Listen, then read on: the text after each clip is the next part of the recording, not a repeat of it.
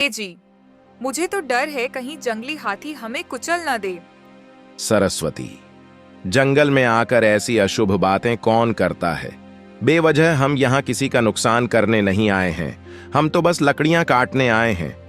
लेकिन लकड़ियां भी तो पेड़ों से ही आता है ना, और हम पेड़ काट रहे हैं, मतलब उनका घर और खाना छीन रहे हैं। पर क्या करें सरस्वती, यदि हम लकड़ियां नहीं काटेंगे तो हमारा चूल्हा कैसे जलेगा और खाना कैसे पकेगा। गंगाराम लकड़ियां काटना शुरू करता है। बाबा, मुझे कोई आवाज सुनाई दे रही है। हाँ जी, लगता है वो जंगली हाथी इधर ही आ रहे हैं। गंगाराम फिर से लकड़ियां काटने लगता है। तभी एक जंगली हाथी काटने की आवाज सुनकर आ जाता है।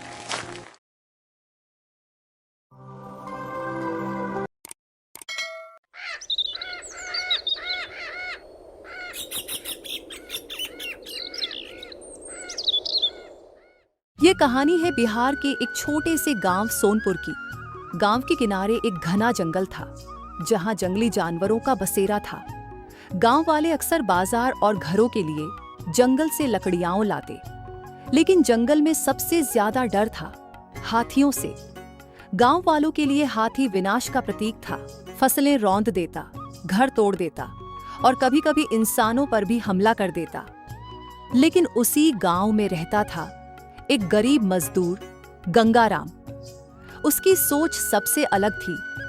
गंगाराम रोजाना खेतों में मजदूरी करता। उसके घर में उसकी पत्नी सरस्वती और बेटा मोहन थे। घर कच्चा था, लेकिन परिवार में बहुत प्यार था। एक रात, जी, सुना आपने? जंगल से हाथियों का झुंड गांव की तरफ आ रहा है।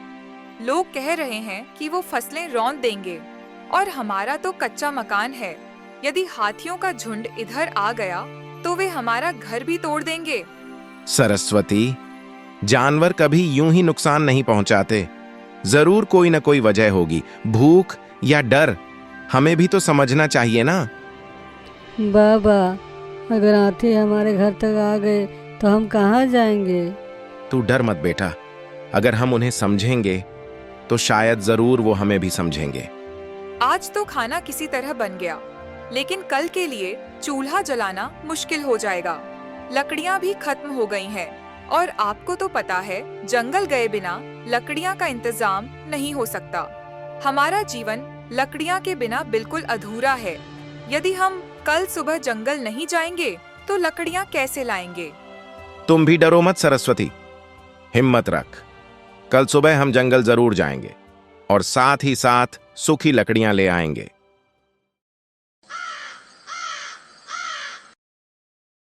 सुबह होते ही तीनों जंगल की ओर निकल गए।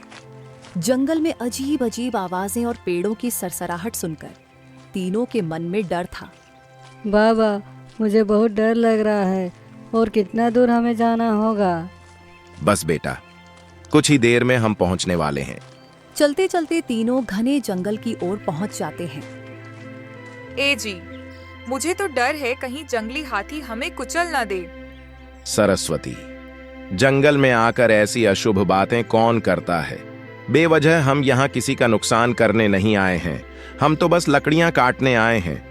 लेकिन लकड़ियां भी तो पेड़ों से ही आता है ना, और हम पेड़ काट रहे हैं, मतलब उनका घर और खाना छीन रहे हैं।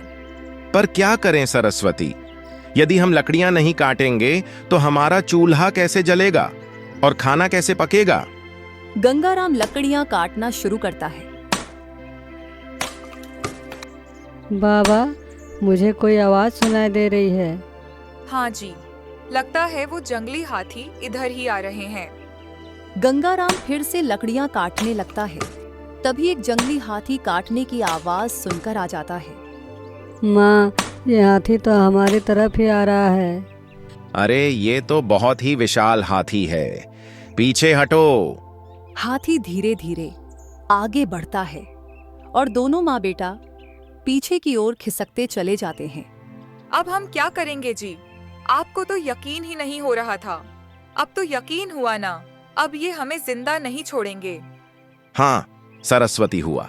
मैं एक काम करता हूँ, पेड़ की एक पत्तियों वाली डाली काट कर इस हाथी के आगे रख देता हूं। तब तक तुम दोनों शांतिपूर्वक बैठे रहो।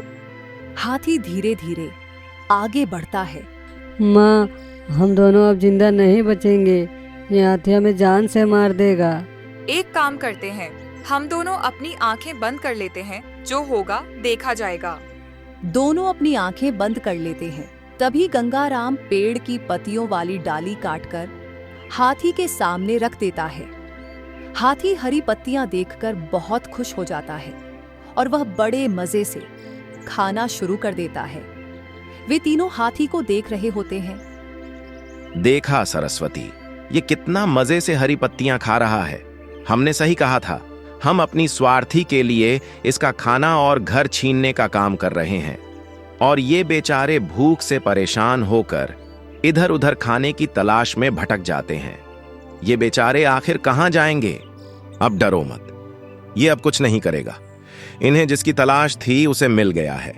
अब हम आराम से लकड़ियां चुनेंगे और वापस घर की ओर निकलेंगे। वे तीनों जंगल से लकड़ियां लेकर घर आ जाते हैं। सरस्वती बहुत घबरा गई थी। बाप रे बाप, आज तो हमें कुचल ही देता और हमारा पूरा परिवार खत्म हो जाती। इतना विशाल हाथी इससे पहले तो मैंने कभी नहीं देखा था। आज के बाद मैं कभी जंगल नहीं जाऊंगी। हाँ बाबा, अब से हम जंगल नहीं जाएंगे।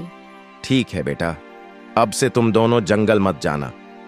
लेकिन मुझे तो जाना पड़ेगा, क्योंकि लकड़ियों के बिना हम खाना कैसे बनाएंगे।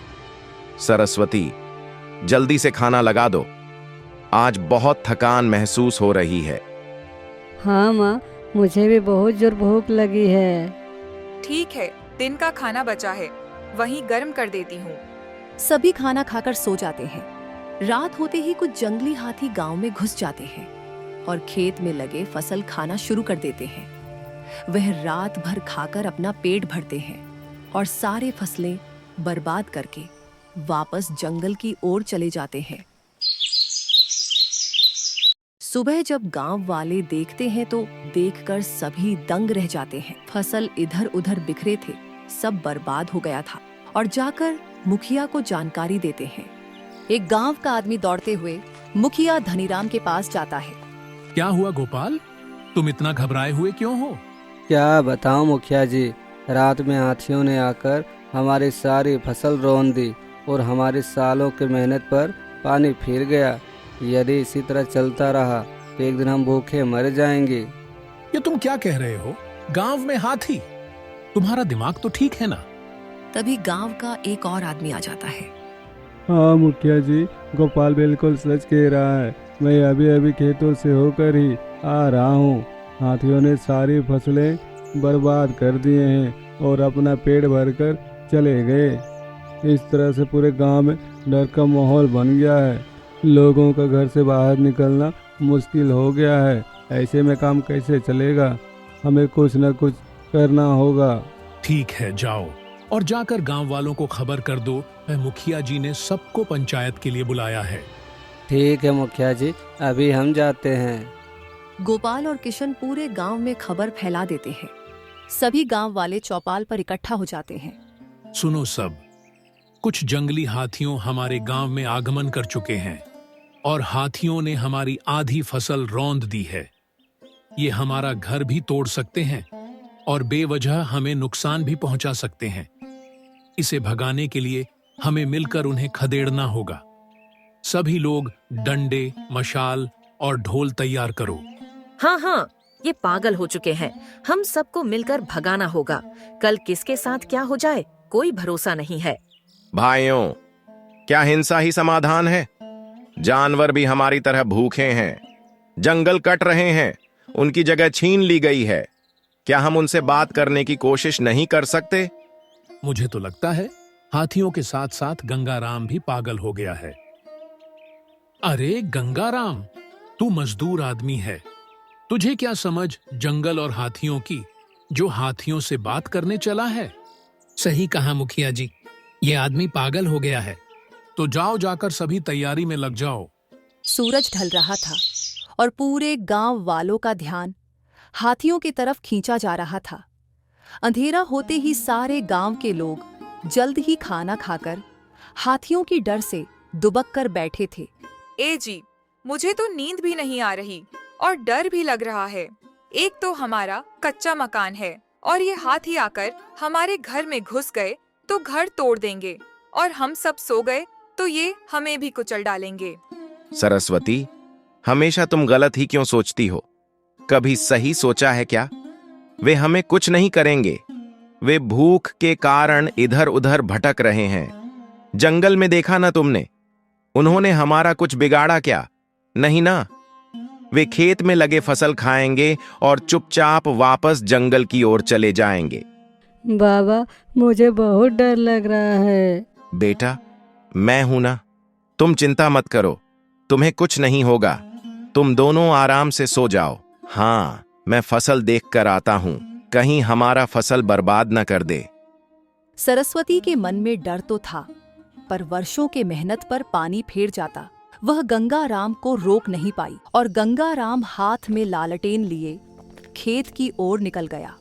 वह पहुंचा ही था, तभी उसे अचानक हाथियों की चिंघाड़ने की आवाज सुनाई दी। अरे बाप रे, लगता है हाथियों का झुंड इधर ही चला आ रहा है। अब मैं क्या करूं? तभी सामने उसे केले का पेड़ दिखाई देता है। उसमें केले लगे हुए थे। इस केले के गुच्छे को काट कर ले जाता हूं, शायद मान जाए। गंगाराम तुरंत केले के गुच्छे लेकर आगे बढ़ता है। तभी दो हाथी उसके पास आ जाते हैं। वह अपने सामने हाथियों को देखकर बहुत ही घबरा जाता है, पर किसी तरह हिम्मत जुटाकर हाथियों से कहता है, तू डर मत मित्र, मैं कोई दुश्मन नहीं हूं। देख, मैं तुम्हारे लिए केला लाया हूं। जानता हूं इतने से तेरा पेट नहीं भरेगा, क्योंकि तेरा पेट बहुत ही बड़ा है, लेकिन मेरे पास तुझे देने के लिए और कुछ भी नहीं है। गंगाराम ने जैसे ही केले के गुच्छे को आगे किया, हाथी ने अपना सूंड आगे बढ़ाया और ले लिया। तुम लोग बहुत भूखे हो ना? इंसान ने जंगल काट डाले, तुम्हारे खाने का जरिया खत्म कर दिया। लेकिन अगर हम मिलकर रास्ता ढूंढें तो सबका भला हो सकता है। तुम चिंता मत करो, मैं तुम सबके लिए खाने का इंतजाम करवाऊंगा और तुम कभी भूखे नहीं मरोगे। मैं घर जाकर गांव वालों को समझाऊंगा, बस थोड़ा सब्र रखो। हाथी ने अपनी सूंड से गंगाराम के कंधे को धीरे से छुआ, जैसे मानो दोस्ती की मुहर लगा दी हो, और फिर वापस गंगाराम अपने घर लौट जाता है। गंगाराम पूरे गांव वालों को इकट्ठा करता है। हाथी हमारे दुश्मन नहीं हैं, हमें बस उन्हें भोजन और रास्ता देना होगा। अगर हम जंगल के किनारे केले, गन्ना और बांस उगाएं तो वो हमारे खेतों में नहीं आएंगे। ये क्या पागलपन है? खेती तो हमारी मेहनत से होती है, क्या अब हाथियों के लिए भी मेहनत करें? तेरा दिमाग तो ठीक है ना? हाँ, क्योंकि अगर वो भूखे रहेंगे तो हमारी फसलें रौंद देंगे, और अगर हम उनका पेट भर देंगे तो वे हमारी फसल की तरफ झांकेंगे भी नहीं, और ऐसा करने से हमारी फसलें बच जाएंगी। तो अब क्या इन जंगली हाथियों के लिए भी खेती करें? इस पागल आदमी को हाथियों के लिए खेती करने दो, लेकिन आज रात ही हम हाथियों को मार भगाएंगे। डंडे, मशाल और ढोल तैयार है ना? हाँ मुखिया जी, सब तैयार है। तो सुनो सब, रात होते ही सब लोग अपनी अपनी हथियार लेकर निकलेंगे। ठीक है मुखिया जी, जैसा आप कहे।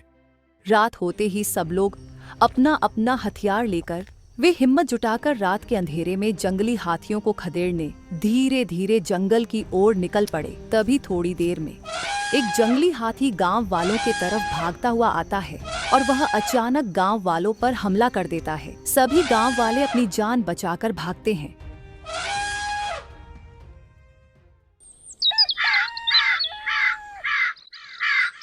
अगली सुबह सभी गांव वाले फिर से इकट्ठा होते हैं। मालिक, हाथियों को भगाना इतना आसान नहीं है, ये तो हमें मार ही डालता। देखिए ना किस तरह लोग जख्मी होकर आए हैं। किसी का पैर टूटा है तो किसी का हाथ। कोई दूसरा रास्ता बताइए। क्या हाथी के पास आते ही तुम लोग भीगी बिल्ली की तरह भाग गए? लेकिन इस तरह हम डर के मारे नहीं भगा पाए तो हमारे सारे फसल खा जाएंगे और एक दिन हम भी मारे जाएंगे। लेकिन मुखिया जी, किसी की मौत भी तो हो सकती है। तो क्या हम उन्हें उसी तरह छोड़ दें? किसी की मौत होती है तो होने दो, लेकिन उन्हें हमें रोकना होगा। वही गंगाराम अपना काम जारी रखा। वह हर रोज अपने खेत के किनारे कभी केले का तो कभी बांस का पौधा लगाते रहता। एक दिन पेड़ लगा ही रहा था, तभी मोहन नाम का एक आदमी गंगाराम के पास आता है। अरे गंगाराम, तुमने तो बहुत अधिक पेड़ लगा दिए। तुमने तो कमाल ही कर दिया। ठीक है, अब से मैं भी तुम्हारा साथ दूंगा। गांव वाले पहले नहीं माने, लेकिन धीरे धीरे गंगाराम की बातें उनके दिल को छू गईं और सब मिलकर पेड़ पौधे लगाने लगे।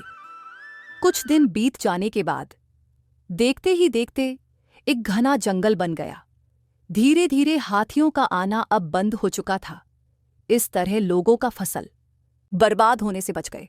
बाबा, आपने सही कहा था। देखो, हाथी अब हमारे दोस्त बन गए हैं। हाँ बेटा, अब वे हमारा बेवजह कभी नुकसान नहीं करेंगे, क्योंकि हमने खेत के किनारे केले का पेड़ लगा दिया है। जब कभी वे इधर आएंगे तो फसल की जगह पेड़ के पत्ते खाएंगे। धीरे धीरे पूरे गांव ने जंगल के किनारे फलों और बांस की खेती करना शुरू कर दी। अब हाथी भी भूखे नहीं रहते और गांव वाले भी सुरक्षित थे। सारे गांव वाले और मुखिया शर्मिंदा होकर गंगाराम के घर पहुंच जाते हैं। हमें माफ कर दो गंगाराम, हम सब गांव वालों ने तुम्हें गलत समझा। आज तेरी काबिलियत की तारीफ करते हैं कि तेरी वजह से कितने के फसल बच गए, कितनों के घर उजड़ने से बच गए, और तो और किसी की जान भी जा सकती थी। कोई बात नहीं मुखिया जी, अब हम बिना किसी डर के खेती करेंगे और बेफिक्र होकर अपना जीवन का गुजारा करेंगे। देखो, ये उनका आभार है। जानवर भी प्यार और दोस्ती समझते हैं, बस हमें उन्हें समझना होता है। धीरे धीरे सोनपुर गांव पूरे इलाके के लिए मिसाल बन गया। अब वहां इंसान और हाथी में कोई दुश्मनी नहीं था। पूरा गांव खुशहाल था, जंगल हरा भरा था और इंसान जानवर एक साथ जीना सीख गए थे।